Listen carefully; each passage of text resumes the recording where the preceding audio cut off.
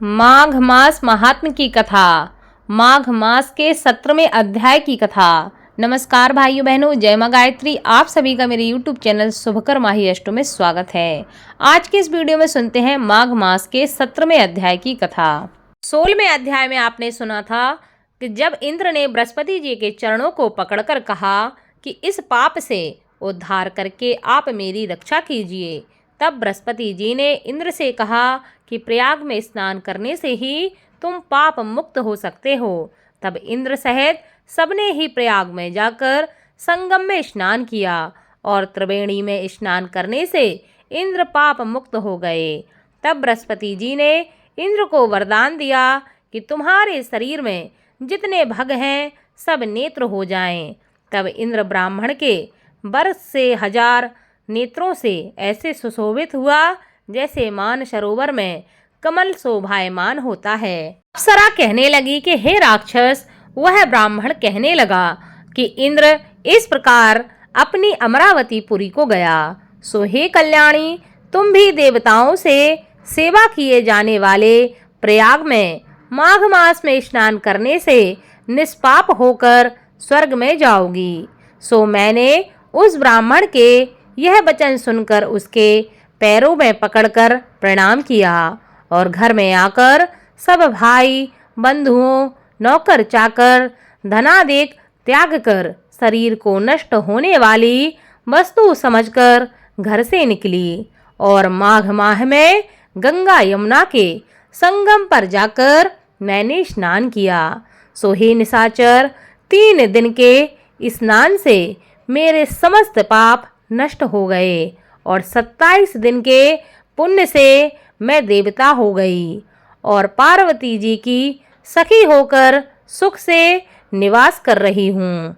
इसलिए मैं प्रयाग के महात्म्य को याद करके सब देवताओं सहित माघ में प्रयाग में स्नान करती हूँ।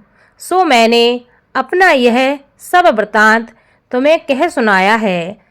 तुम भी इस योनि में पड़ने और क्रूप होने का सब कारण बताओ।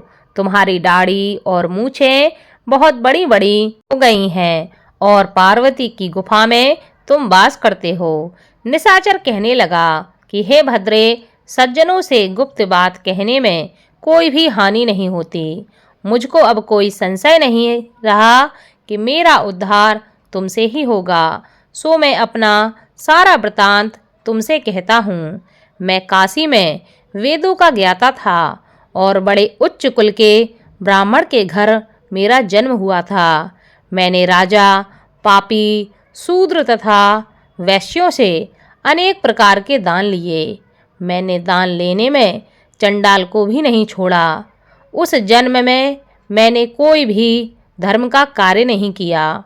वहीं पर मृत्यु के बाद तीर्थ स्थान पर मरने के कारण मैं नरक में नहीं गया। पहले 2 बार गिद्ध योनि में, 3 बार व्याघ योनि में, 2 बार सर्प योनि में, 1 बार उल्लू की योनि में और अब 10वीं बार राक्षस हुआ हूँ और सैकड़ों वर्षों से इसी योनि में हूँ। इस स्थान को 3 योजन तक मैंने जंतुहीन कर दिया है। बिना अपराध के बहुत से प्राणियों को मैंने नष्ट किया। इस कारण मेरा मन अत्यंत दुखी है। तुम्हारे दर्शन से चित्त में कुछ शांति अवश्य आई है, क्योंकि सज्जनों का संग तुरंत ही सुखदायी होता है। मैंने अपने दुख के कारण आपसे कहे और सज्जन लोग सदैव दूसरों के दुखों से दुखी होते हैं। अब आप ही बताओ, इस दुख रूपी समुद्र को कैसे पार कर सकता हूँ? क्या क्षीर सागर हंस को ही दूध देता है, बगले को नहीं देता? दत्तात्रेय जी कहने लगे। इस प्रकार उसके वचन सुनकर कांचन मालिनी कहने लगी कि हे राक्षस, मैं अवश्य तुम्हारा कल्याण करूंगी। मैंने दृढ़ प्रतिज्ञा की है कि तुम्हारी मुक्ति के लिए मैं प्रयत्न करूंगी। मैंने बहुत बार प्रयाग में स्नान किया है।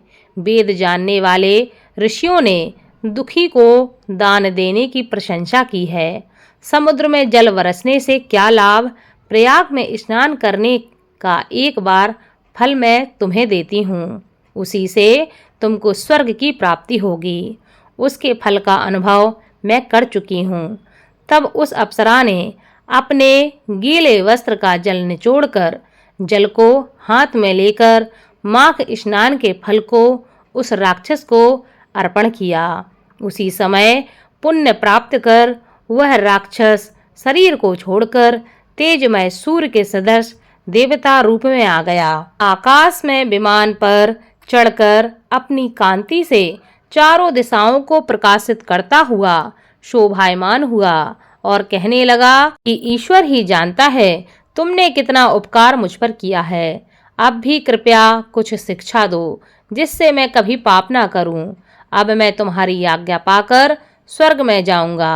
तब कांचन मालिनी ने कहा कि सदैव धर्म की सेवा करो, काम रूपी शत्रु को जीतो, दूसरों के गुण तथा दोषों का वर्णन मत करो, शिव और वासुदेव का पूजन करो, इस देह का मोह त्याग कर दो, पुत्र पत्नी धनादि की ममता त्यागो, सत्य बोलो, वैराग्य भाव धारण करो, योगी बनो।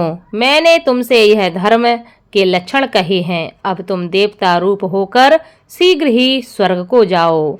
दत्तात्रेय जी कहने लगे। इस प्रकार गंधर्वों से शोभित वह राक्षस कांचन मालिनी को नमस्कार करके स्वर्ग को चला गया और देव कन्याओं ने वहां आकर कांचन मालिनी पर पुष्पों की वर्षा की और प्रेम पूर्वक कहा कि हे भद्रे, तुमने इस राक्षस का उद्धार किया है। इस दुष्ट के डर से कोई भी इस वन में प्रवेश नहीं करता था। अब हम निडर होकर यहाँ पर घूम सकते हैं। इस प्रकार कांचन मालिनी उस राक्षस का उद्धार करके प्रेम पूर्वक देव कन्याओं के साथ क्रीड़ा करते हुए शिवलोक को गई।